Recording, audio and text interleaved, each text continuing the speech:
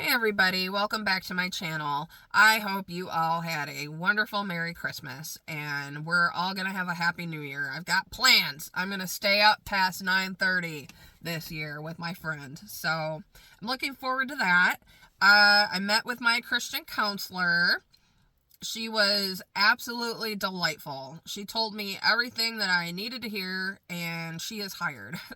um, which means today I need to fire my current counselor, which I'm kind of nervous about. I don't want to hurt her feelings. The last session I had with her, she argued with me about everything. She argued with me about climate change, which is kind of funny because it is really warm out right now. But if you've ever lived in Michigan, you know the weather has always been unpredictable.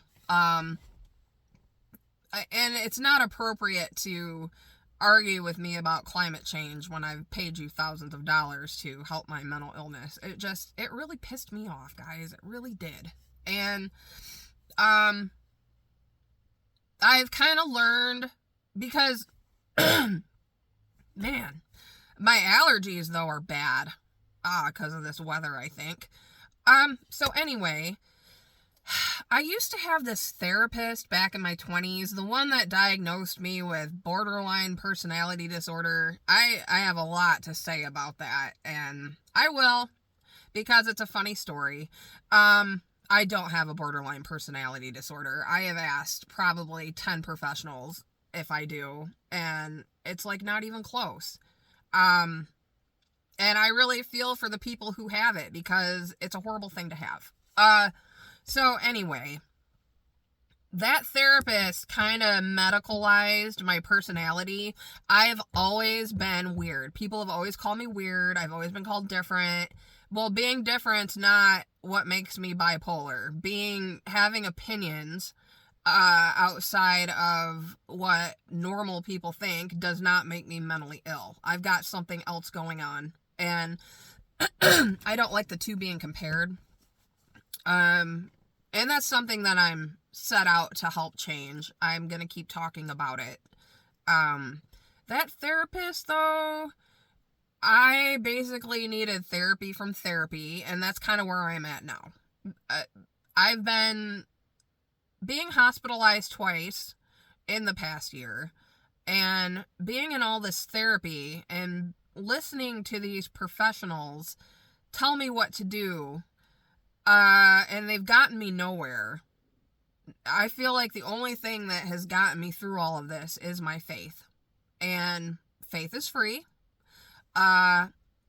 Salvation is free. My husband in particular has poured thousands upon thousands of dollars out of his pocket for my mental health treatment, and it's basically been garbage.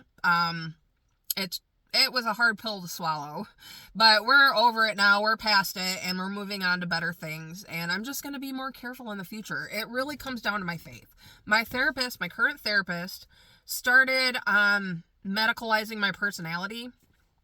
So, being a religious person, it's like the system is okay with you going to church, but they don't want you being on fire.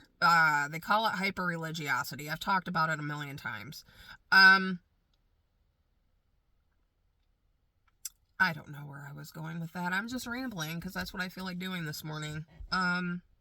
So yeah, my current therapist wasn't really, I kind of got the sense that she had a problem with my church. Like maybe a problem with the way my church is. And I love my church. I found a place where I felt I listen and a lot of things make sense to me there, and I'm learning a lot. And I take notes, and I feel like my faith and going to church, they answered more questions for me than my therapist ever has. Like, this is crazy. I just went through a nightmare with my therapist, and I don't think she did it on purpose, but I do have to let her go. I didn't realize You know, politics don't belong in mental health, but it's there. Um, I don't believe, you know, the state runs mental health. I'm a little bit more conservative in my views. Like, I have friends from all different spectrums and types of people. Like, I am not real judgy, but I am very conservative in my religious views, and I'm very conservative in my political ones. So I found that that was clashing with my therapist, who is very liberal, and I think it was hard for her to no longer sit on her hands and listen to some of my opinions. So I do have to let her go. I found a better fit. Um, I'm going to keep taking my medications, even though they don't work. I'm going to be getting new ones soon. So there's hope there. And man, that is it. You know, I'm hoping to move past from all of this and start focusing on some better things like makeup. I love makeup. Um, you know, that's it, guys. I'm just done being frustrated and not being heard. By professionals. They're there to listen and they don't.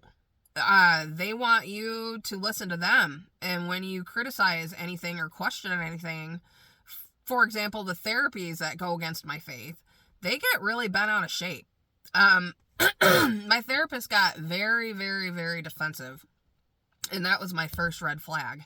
Is as soon as I started to advocate for myself and speak up, which is something I promised myself I would do, I got backlash. And